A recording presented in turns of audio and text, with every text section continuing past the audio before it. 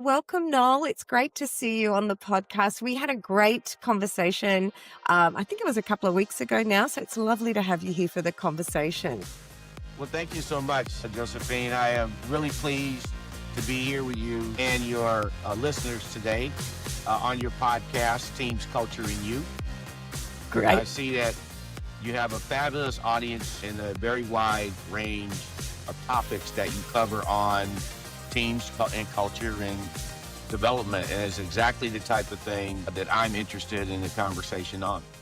Yeah, fantastic. And, Noel, I was really keen to have you on. You've got an incredible background. You've had this really long career at UPS. You were the vice president of operations for UPS, and you've Yes. recently written a book, which is congrats, you've been promoted, an essential guide for helping new leaders and their teams succeed. So we're going to talk about all of those things. But before we do that, that incredible career of yours, tell me a little bit about perhaps the major milestones for you that led you to where you are today.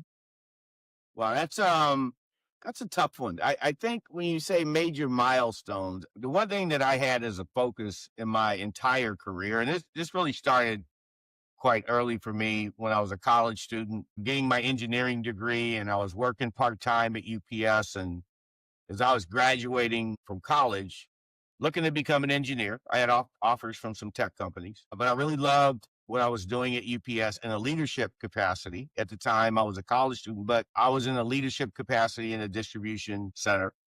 And so when they offered me a position in 1980 to stay with the organization, I gladly accepted. So when you talk about milestones, I think that was the first one, right? Is a decision that I spent 4 years studying electrical engineering. Yet I chose to go to walk a path as a supervisor in a leadership capacity at the early age of 20. Mm. And then my career moved on from there. But I guess to answer your question a little more directly is I only ever had one focus in my career, and that was to be as good a leader as I could be. And I always looked at who was considered the best leader in the group, right? That was very consistent for me. When I was 20, I wanted to know in that period of my life who was considered the best 20-year-old supervisor at the time. And it was a guy named Bob Kuchenmeister. I can still remember his name. And he was Heard of his he was name. 20 and he was considered the best leader of, 'cause there was a group of us, about 18 of us as supervisors, and he was considered the best. And so I paid attention to his style of leadership, which continued for me throughout when I became a manager in 1984. And it wasn't to compete with them; it was to learn from them. Mm, And that's an important distinction. Is absolutely. that I've always had a learning mindset, and mentorship is important. And I was fortunate in my life, not just in my UPS life, to have great mentors. And I'm a strong advocate that people should have mentors. And I think they should actually have mentors that don't look like them. And Right. don't come from where they come from, because Yeah. you already know what that is, right? So learn from people that don't necessarily share in the same space that you came from. Now, can I just ask you that early drive to be a leader, where does that come from for you? I think probably my family would be foundationally accredited for that. My grandfather, who was my role model, my father's father, because I'm going to say, just for your listeners, that my dad was late to the dance. He was not a very supportive person, but his father recognized it. And my brother, I have a brother who's 2 years older than I am. He was very protective of us. He was a barber, and he had a barber shop, and he would let us sweep hair in the barber shop on weekends when we were young, like 7 and 8 years old, right? So we learned a lot of lessons in the barber shop. Yes, But I my can imagine. grandfather was a very stoic person. He was a man of very few words. I never saw him get angry once. But he always had an environment in his barber shop that was amenable for his customers, right? And he had a sign, "My shop, my rules." And his number one rules was respect others. That was his number one rule: respect others, right? So I'm like 7, and I'm seeing this until I swept hair in that barbershop pretty regularly until I was like 13. Then I went into sports, and so I wasn't as often there. But I learned from him probably the most. And Mm. so my leadership DNA, if you will, it probably comes more from him and the influence he had on me early than any other place. Isn't that wonderful? I love the roles that grandparents play. It's so important, isn't it? And They're also, critical. siblings, brothers, but I can imagine that barbershop environment because there's so many different types of people that come into that environment. And so Yes, no doubt. what you're and what you were seeing was someone being able to create an environment where everyone can come in and feel that respect and feel safe, I guess. I don't want Sure. to, yeah. I would see, and the other thing that's important about that for me, from a value driven perspective, is you see everything, right? Customers will be talking about sports and get into it, or whatever it was. But there was one occasion, it's in my book actually, where in the chapter I wrote on ethics, the first lesson I ever learned on ethics, I was like 8 years old. I remember like yesterday though. And one guy was talking to another in the barbershop, and he was laughing, the two of them, about how he dodged a bullet, had sold his car, it was a Buick. And he said, I got $3,000 for that car. And he was laughing with the other guy, and he goes, and the engine, my mechanic says, it's going to go out like 2 months. I dodged a bullet. And my grandfather overheard that conversation. And I'm sweeping hair, and he stops and he goes, what comes around goes around. And right is right and wrong is wrong. And my grandfather was a very ethical man. And the point in the book, I say, just because something's legal, and this is something I used in my career as I became a president, just because something's legal doesn't make it ethical, right? That ethics matter. And when you have a void of ethics, whether it's your company, personally, whatever, you're just not going to be a successful person for any reason or amount of time. It's just not going to happen. Yeah, great. That's a great lesson and learned really, really young. But I 100% Noel, I agree with you. I think that, legal systems are one thing, but then ethics is actually, it's a considering all other facets of that issue. So yeah, Sure. absolutely. Yes. Mm. So then you've got this leadership position in your early 20s, you become a manager in the 30s. You obviously spent a great deal of time at UPS. Tell me a little bit about the UPS environment. Case studies have been written about UPS as an organization, but you've got a first-hand experience. I was really fortunate. I felt very blessed to have landed on the doorstep of UPS. And here's the reason for that. The reason was the ethos in the organization was value based, right? And it wasn't copybook. It wasn't a cliche. It was a thing. And as a young person, right, what I learned early was based on the principles of the founder of the organization. Makes sense. James E. Casey, who founded UPS when he was 19. Believe it or not, he was 19 in Seattle, Washington, 1907, Irish immigrant. His father took him and his family to Seattle. And I don't know if many people understand the Irish dilemma in America during the turn of the century, but it was a thing.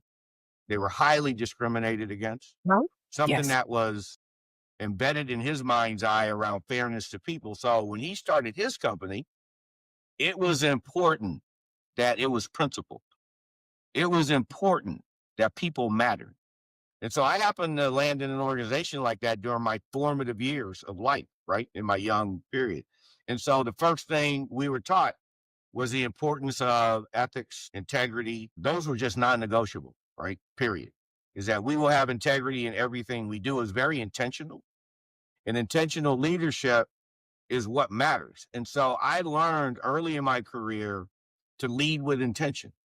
I was taught that by my manager, mentors, people I was around, to lead with intention. You don't leave it to doubt that we will have integrity in our group. That if there's any question, there's no question. If it's not right, we're not doing it. It's just not even a question. The customer will never be subject to a lack of integrity type issues with our company, even if we need to give them the benefit of the doubt. And our employees, the same thing. When a question, and it was in our policy guidance, Mm. it was in black and white. When a question arises, the employee is to get the benefit of the doubt. So if I were a Right. manager in a questionable moment and it was plausible what the employee was saying, Okay, your responsibility was to give them the benefit of the doubt. And the reason for that is if they were really dubious in any kind of way, it'd show up again. Okay. You have Yes, to yeah. worry about an act on once, right? And it was never worth losing your integrity or ethics to deal with that Mhm. moment, right? That making people feel that they were valued was number one. And I think the fact that the company grew from a bicycle messenger service in Seattle, Washington, with 7 or 8 messengers to a company Incredible. today with 750 aircraft and 450,000 people says all it needs to about the commitment people had Mm. to the organization. And I learned in that environment. I was very fortunate. But not that growth trajectory over, I mean, obviously over a number of years, and there was that legacy of that, the starting or the founder story, which often you see in organizations, but it doesn't always translate to the future. There must have been something quite special, because I know a number of different organizations that have that legacy start, or the founder has that intention. And then by the time the organization is a multinational, they lose that aspect of the founder's intention, I guess. So there must have been something quite special about that cascading or transference of those values, particularly in leadership at UPS. Must have And been, what it was, to give you specificity there, was ownership. Is that I was a partner in the organization at 22 years old, just yeah, like a partner in a law firm. You had skin in the game, right? And if you have skin in the game, and I think all employees should have skin in the game, they really yes, do. They may not always recognize it. That's when commitment changes. Is when the person that is responsible for delivering whatever you're selling, doing, whatever, they need to be able to put that organization's success with their personal success, right? yes, And so there was always an effort to do that. And I would meet with 150 to 200 small business owners a year. Honestly, I'm not embellishing any party that as a president. And I did it for 25 years. And the one thing I would always say to small business owners is you need to create an environment that includes your people. Because here's why. You want to be successful. I don't care if you sell donuts. And people support the ideas they help create. It's a natural law. People support things they create. And I use that many times in my career with UPS employees, where if there was a challenge, including them in solving for that always got a better outcome than not including them. How about that? Right? That when they're included, and I don't care if they're a delivery driver, when they're included in the solve and in the yes. conversation versus orders just being thrown at them, there was always a better outcome. Because you know what? We cared about the outcome being what was desirable. Who thought it up is irrelevant, That's right. right? But the fact of the matter is the people that execute the flesh and bone of any organization are the employees, not the CEO. It's the employees. They're the flesh and bone of the place, right? Yeah, absolutely, absolutely. So, Noel, tell me a little bit about, so what happened after that? So, how did you break into those executive roles at UPS? The sort of senior leadership roles at UPS. What was that trajectory for you? What was the trajectory like for you? You know, what happens for a leader as they move through their career is an evaluation of their commitment to that thing they're involved in, right? You know, I talk about this as well. Not that I want to make everything we talk about the book, but the book Yeah. is the book, right? And I actually wrote an article for CEOs recently. And the title of the article is, which is also a section of the book, You're Always Being Evaluated. And I want the leader to understand that another natural event that happens is you're always being evaluated. There is no such thing as a casual moment. Okay, when you look at a business, the people come in, they go to work, right? Show up, then there's this period of the day that where they're expected to be a professional, right? Those 8 hours or wherever how many hours they're working, they're Hmm. expected to be a professional. And I would communicate it to young supervisors and managers in this way. I'd say, when you see a sports team, pick your favorite one. I don't care what sport it is. When they get on the floor, when they get then it's time to play the game. And I don't mean business is a game, but it's showtime. This is what we do for a living. We are professionals. And the fact of the matter is that when leaders understand that when they walk in front of their people, they're the leader, they're the head coach, they're the leader of the team, right? There's an 100%. expectation that they Yes. have the right values, they're the right role model. Their behavior is always being evaluated. There's no casual moments. There's no casual moments. And in those moments, your people are evaluating everything you do, how you do what you do. And so, having said that, it's important, and it was important for me to in that way always. And I focused on development of people more than anything else. What do coaches do? Leadership is coaching. Okay, leadership is coaching. And the other thing that leadership is the ability to influence someone's behavior. Simply stated, it's no more, no less than that. You're the leader. Why? To influence the team's skill set, to influence how good they are at something. That's what you do. Okay. And there's no casual moments between you and that objective. And so leaders who forget about that Mhm. forget what their responsibilities are. And I think early in my career as a manager in my 20s, I understood that because a mentor had me understand that.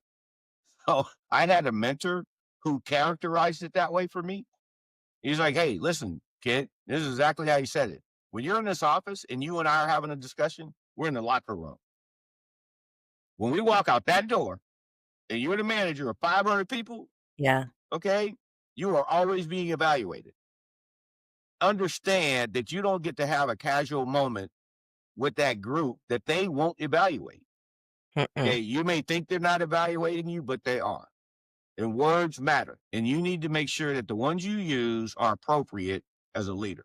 And I Yeah. always thought about that. And I believe the organization recognized it as Mm. I matured over time. And I went from manager in 1984 to what's called a division manager in 1988. I was 30 years old, right, with 1,200 people. And then I became a president before I was 40.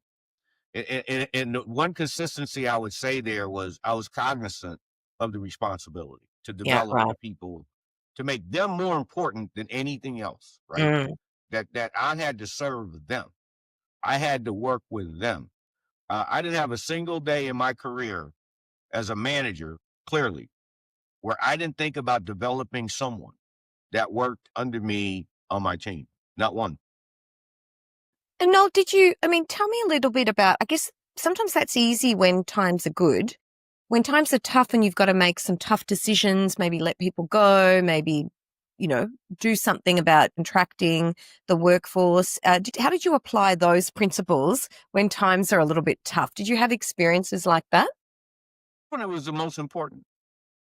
That's when people were looking to you to lead in a way that made sense. And when you talk about letting people go, I never saw, if there was a downsizing, right? That was an organizational moment.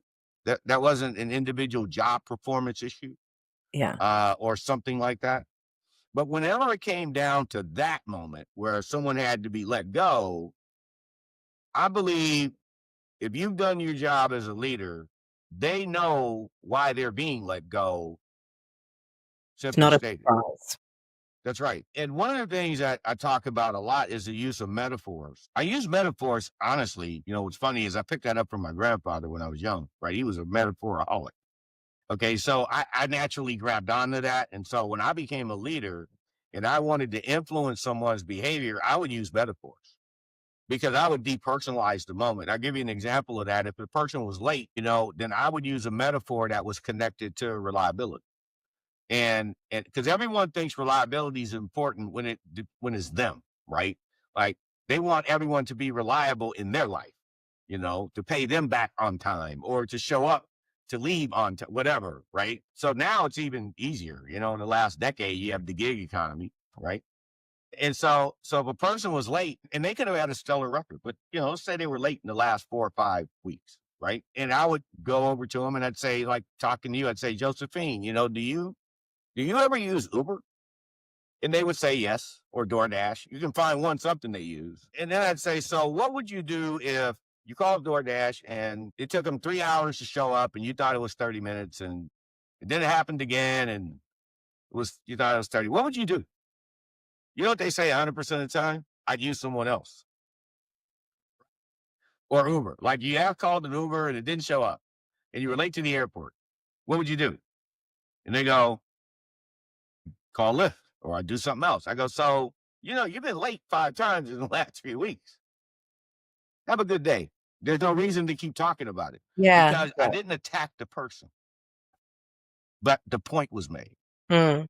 and it was made in their own head. Right. And I don't care what the topic is. You could throw any topic you want at me. And I'll tell you, over 40 years, I came up with a metaphor for it. So by the time I'm having the Uber discussion like the 5th time, Josephine kind of knows where this is going, right? That's right. I love that. And, I love that approach because, metaphors are, they're stories, and we will all resonate with stories. We all remember them. It's a shortcut way of, getting to the point. And to your point, it's not, it doesn't, never feels like an attacking moment. It's more about, helping someone understand your perspective on what their behavior or their impact of their behavior. So I really love that. I really The one thing that love it. I like to say on that note to your listeners is that here's what conflict with your employees will create more conflict. Mm. And you saw that during COVID, where there wasn't a moment you didn't see a group of medical professionals protesting the moment. Yeah. Like we don't have PPE, we don't have masks. This was early, right? And they'd be standing in front of hospitals with signs. Mm-mm. The point is that when people are objecting to something, they may do it silently or they may do it publicly. Mm. Okay. And the fact of the matter is, though, there will be signs for sure that something's not right, that something's not fair.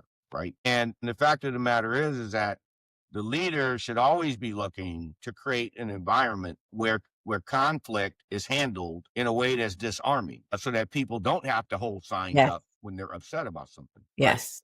Yeah, And that's absolutely. how the leader should approach, you know, conflict, because conflict, no organization that lives in conflict has a great trajectory. And that's not to say give away things and don't Uh-uh. hold people accountable. It's anything but that, right? But how you approach employees is important to your business, is important to continuity of improvement in a business, Yeah. right?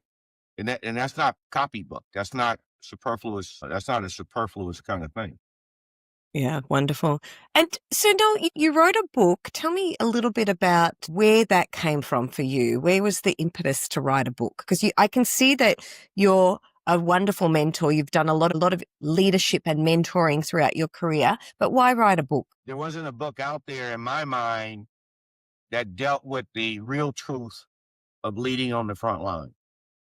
A lot of the books you see today are for CEOs, organizational development, high performing teams. I mean, I've read dozens of books and I'm not knocking books. They're important. That's why I wrote one. But I wrote a book that could help the small business owner or the leader. It doesn't have to be a newly promoted leader, even though that's, what I title on the book. Understand the basic dynamics of having a successful group of people under you. Like, how do you get from A to Z there? And I believe in my career, I demonstrated enough development of people under me to acknowledge that I understand that pretty darn well. And I didn't see any content like that available. And when I was making the decision to move into the next chapter of my life, one of the biggest challenges I had in the last 4 or 5 years were newly promoted people. We had people retiring like crazy. When I retired, it created 9 promotions. Think about that, right? So I leave and they have to Amazing. promote me, right? They have to replace me. I'm sorry. Someone gets that job. Then you got a cascade all the way down the line. Yes. But when it all came down to it, at the very beginning of that process, or at the end, however you want to look at it, is someone that's young, 30 years old, 25, 28 years old, and they just got promoted.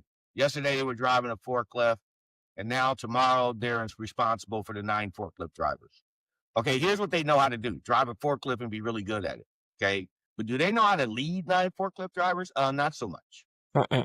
Leadership isn't rocket science, but it is a science. And had I known the things that I'm teaching in the book when I was 20, I would have been a lot more successful quicker. And in the book, I talk about the mistakes that I made because there were a lot of them, especially early, right?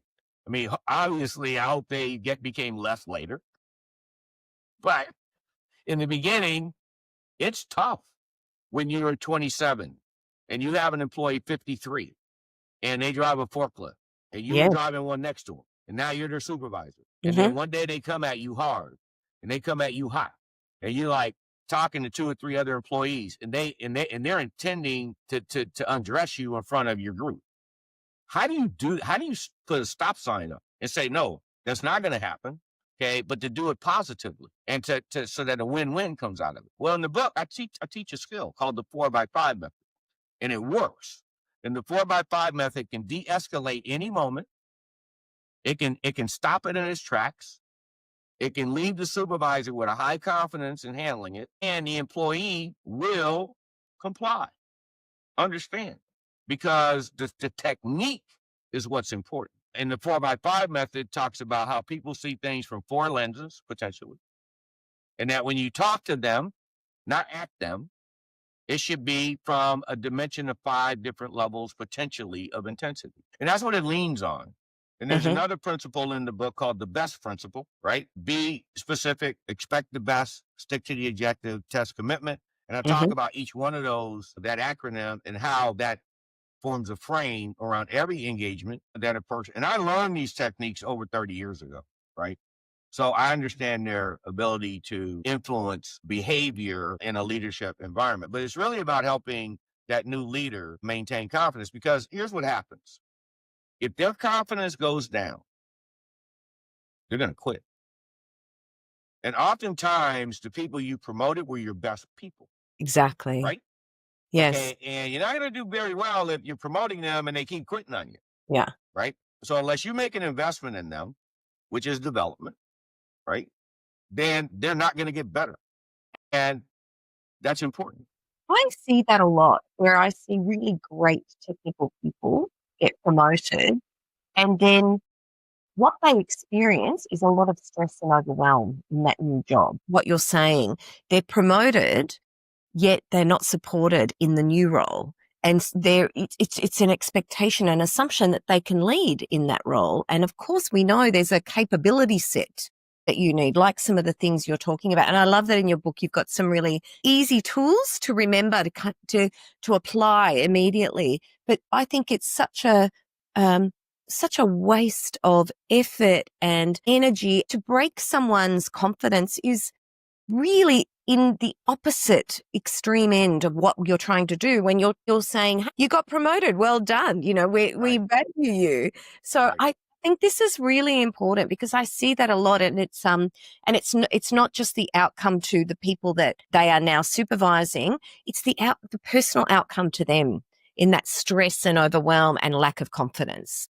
Yeah, no doubt. You're absolutely right. I've taught seminars recently to a millennial type age group, Gen Z type age group. And I built a master class actually to accompany the book. It's 10 episodes. And I go through essentially the chapters of the book in like a 10 to 12-minute frame on the master class to give more clarity to the how to, right?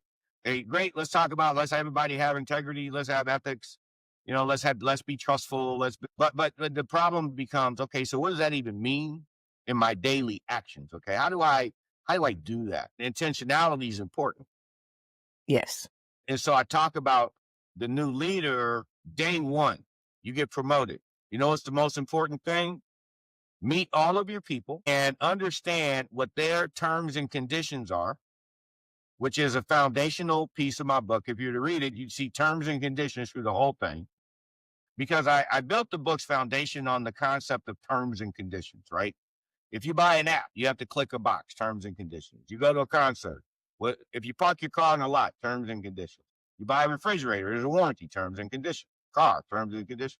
And actually, that's where the idea emerged for me. I thought about writing this book 10 years ago, but I had an experience where I was talking to a customer service person. And they were like, well, sir, did you read the terms and conditions on page 11? And I was like, well, no, who does that? Right. But then I thought about that, and I was being in leadership that people have terms and conditions. So what are they? If I were to say to you, Josephine, can you please list 5 important values that you expect to have in any relationship in your life. What are they? And you make a list. And I can almost tell you what be on the list: respect, Yes. trust, Yes. right? Listening. Those are the common ones. Mm-mm. And so what I tell the new leader is the first thing they should do if they have 10 people is have 10 personal meetings.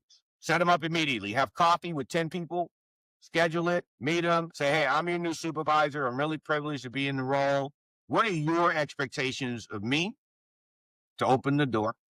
And then that gives a leader a platform to say, well, my values are we're going to have integrity in everything we do, transparency. Okay, ethics matter. Okay, if it's wrong, we're not doing it. Listening is important. If you think I'm not hearing you, pull me over to the side so I hear you. So if a new leader does that in the very beginning, and they don't have the job for 6 months or a year, assuming thing, Mm-hmm. it will go fabulously better. They will establish a foundation with their people immediately. And you think about, and finally I'll say it this way. And when I say in the seminar to most people, who's married, who's got a spouse or girlfriend, they raise their hands. And I go, when you met the person's parent, how'd you behave? They put their best foot forward. Mm-hmm. Okay. You'd And hope I say, so. okay, who applied for credit recently, a house or a car? They raise their hand. I go, so when you applied for that, were you nervous? And they're like, yeah. Did you do everything you could to get that loan? Absolutely. Okay, well, you know what? You're a new leader, right? You need to behave exactly like you were applying for credit or meeting the parents. You're meeting your team. Mm. Put your best foot forward. Let them know you personally. You will remove a lot of conflict potential later, right? Establish the terms and conditions on the baseline, right? And make them value based.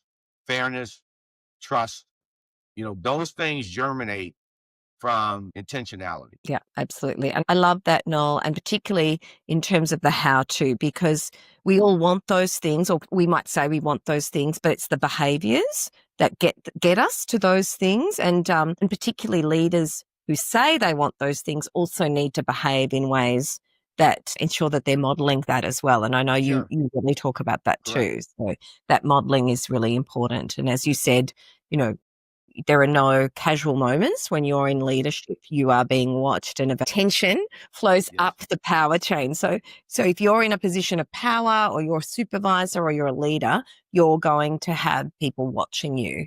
And there's a responsibility that goes with that. And so I know you really care about responsibility as well. Well, you talk a lot about, I guess, managing and developing the people underneath you. What are your thoughts on navigating the larger organization, because you have peers when you're a leader, and they often can be a cause of frustration, conflict? Do you have any views on that, in terms of, sometimes it's called organizational politics, but it's really about influencing across the organization, not just down the organization? I think people have an affinity, we all do, to gravitate towards individuals that make us feel valued. The one place ego has no place is in an organization that's looking for common outcomes amongst the unit, whether it's the senior. I was in the C-suite, right? I mean, I literally was working next to the CEO on a regular basis. I'd known Mhm. him for 30 years. Yeah. But that being said, when we had conversations, the one thing that wasn't a part of that was the ego, right? He leaned on my expertise and my knowledge in the organization, and I had a lot of social currency throughout the organization that he could leverage, in his staff. Likewise, I made sure that they understood I was there to assist them Hmm. in their objectives. But that was the style of leadership I had even as a president in the business unit. When I had 30,000 employees under me and a senior staff, I had a CIO and a CFO and a director of human resources, a director of engineering. And so you're going to have disruption sometimes. But the worst thing you can do is ignore it and think it's going to work out. That's wrong answer. That's the wrong answer. The point is when those moments arise, you need to, as a leader, address them and make sure that uh, it doesn't go unsaid or untouched. But your people are going to look at you primarily. Mm. That's how that's going to work. You Mm, know, if you're a team focused, team based, collaborative individual, that's what they're going to turn into. mm, If you're not, and you're an order giver and a teller and a yeller, then you're going to create an environment of order givers, tellers, and yellers. That's how that's going to work. Okay. And they're just going to cascade that down into your organization. That's how it works, right? You get what you create. mm, And leaders that come in and start looking at reports first don't get it, mm. because results come from people, not reports. Yeah. That's just real. I mean, you can use the report to tell you where opportunities to get better are, but you're not going to solve anything looking at numbers. You're going to solve things when people have a common objective around those numbers. And those numbers are only used to talk about opportunities to get better. And it's really important that whoever's going to execute that stuff is in constant conversation, whether it's a round table. I had town halls all the time with union-based employees, Teamsters. Mhm, mhm. Listen, I did. I was standing in front of a group of 200 Teamster union drivers and talk about the organization, where we're headed, blah, blah, blah. But the one thing I never left to chance was how they mattered, how they mattered. And when I ended a discussion, and I did it dozens of times all throughout the US, I would end the discussion with 200, 250 employees with me at a podium, and think about it, in a distribution. And I would say this, and I'd say to the group, right? And I'd say, hey, I'm going to ask you a question, and I'd like a group answer to this question. I said, so how often should you do the right thing? And then if they thought about it for a minute, I go, no, how often should you do the right thing? And then there'd always be some people that would say all the time. And I'd say it again. How often should you do the right thing? And they would say all the time. Well, that holds everyone accountable. Because if I'm asking that, they know they can expect that of me too, right? Mm. Yeah. And when leaders run an organization where we're going to do the right thing all the time, right? Meaning we're going to have honorable behavior all the time. Okay, then everything else will fall into place. Just Mm. understand. I've had business units that were at the bottom of the chart, the rankings, right? That moved up into the top 5. And it wasn't me that did it. It was the employees who did it. When they believed that we were going to support them, to do the right thing all the time, right? Provide great service, get the Yes. job done, whatever Yeah. it took. I mean, this is how we eat. It's how we make a living. And I would say that literally to when I was at the pub, like, hey, listen, nothing about this is about anything other than this is how we eat. This is how we make a living. All of us, you and me, okay? We have that incongruence, okay? So if this wheel works, it works for everybody, okay? So whatever I can do to help it work for you Yeah. is a good thing. And when leaders understand that that's their servant leaders, that's their role, right? They're coaches and servant leaders, then organizations run better, departments run better, groups run better. It's a common thread that I witnessed over many years. And it sounds like, Noel, you had fun and were really passionate about what you were doing. And because I don't get a sense in any of your stories that you were, often leadership it can be tough. It can be stressful. There's a lot of maybe overwhelm that leaders face into uncertainty. But I get a sense that your approach made you really resilient to some of those things. Is that right? The hardest decision I ever made was retiring. It was. My wife will Yeah. tell you that. My wife for 35 years and my 2 sons. I have 30 and 32, and they're great. I've been very blessed and fortunate with the family I have, and a lot of support from them. But that was the most difficult decision because I enjoyed what I was doing, right? Mm, And I did from the time I started back in my 20s. Just know that. Is that I had hard days, tough days, long days, but I never had a bad day. I never had a day I didn't want to be doing what I was doing. It's like I told my sons when they were choosing careers, here's what you need to major in, whatever it is you love. Okay. Because you need to wake up in the morning and want to go. You need to wake up in the morning and definitely. I said, I don't care if you make chairs for a living. If you love making chairs, then be the best chair maker in the world. Because do it, but love what you do, Yeah. right? Pick something that fits your personality, whatever that happens to be, and you'll be better served for it when it's all said and done. But work matters. Producing something in a community is important, right? So just to be clear, that I did reinforce the responsibilities they had, to wherever it is they were going to be, not just to work, but to invest in wherever they live. I heard a quote early in my life, again, that was left by the founder of UPS, James E. Casey. And it's a truism, no matter what activity you're talking about. And my sons would reinforce this. And when I said it to them when they were 9 and 10, you can't hope to get more than you give. And I'm going to let that settle for a minute. People always want more than they're putting into something, but you can't hope to get more than you give. It's not going to happen. And I could say, it's funny how people think about investing. Yes. Well, I don't have enough for retirement. I go, well, did you save? Did you have a plan? I mean, every dollar you made, did you put a dime away for later? No. Okay, then why would you have, if you don't invest, why would you have something? Same thing happens with people.